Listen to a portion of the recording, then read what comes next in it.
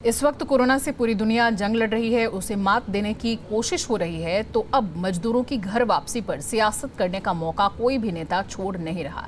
महाराष्ट्र और यूपी सरकार बिल्कुल आमने सामने है, दोनों तरफ से मोर्चा खुला हुआ है। अब इशारों इशारों में नहीं बल्कि सीधे सीधे एक दूसरे पर वार पलटवार किया जा रहा है। आप भी देखिए।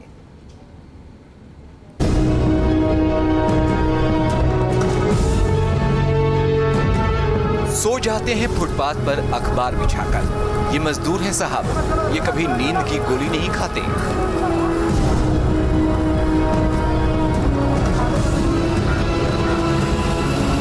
कोरोना संकट के बीच मजदूरों का क्या हाल है, ये किसी से छिपा तो नहीं है।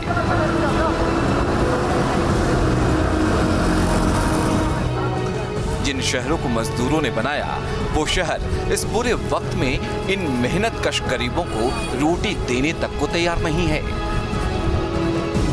जिन लोगों को अपने वोट से हुकूमत चलाने का अधिकार दिया, उन्हीं हाकिमों ने ये तक नहीं सोचा कि ये गरीब बिना रोजगार और आमदनी के आखिर कैसे जिएंगे।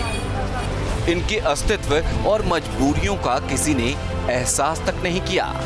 लॉकडाउन तोड़कर आंधियों की तरह ये जब बिलबिला के सड़कों पर निकल पड़े, भूख प्यास में हजारों किलोमीटर की पैदल यात्रा करने लगे, तब इनकी सुध किसी ने नहीं ली। अब ये राजनीति की भेंट चढ़ रहे हैं।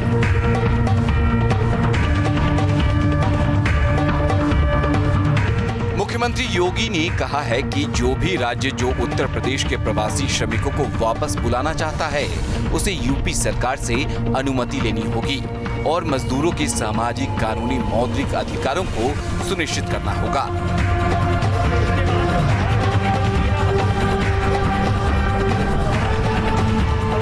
तो एमएनएस प्रमुख राज ठाकरे ने ट्वीट किया कि प्रवासियों को महाराष्ट्र आने पर सरकार और पुलिस से इजाजत लेनी चाहिए। राज ठाकरे ने उद्धव सरकार से ये भी अपील की कि प्रवासियों का फोटो के साथ रजिस्ट्रेशन करवाना चाहिए। कि अगर उत्तर प्रदेश ये कहता है, योगी आदित्यनाथ जी ये कहते हैं कि अगर उत्तर प्रदेश से महाराष्ट्र में मजदूर भेजने के लिए उनकी परमिशन लेने की ज़रूरत है, तो महाराष्ट्र को ये पूरा अधिकार है कि वो अपने राज्य में किसको ले और किसको ना ले। आप भी समझिए, जानिए और ध्यान दीजिए। ये सियासत ही तो है जो इस कदर आवाम पर एहसान करती है, आंखें छीन लेती है, फिर चश्मे भी दान करती है। Team news state.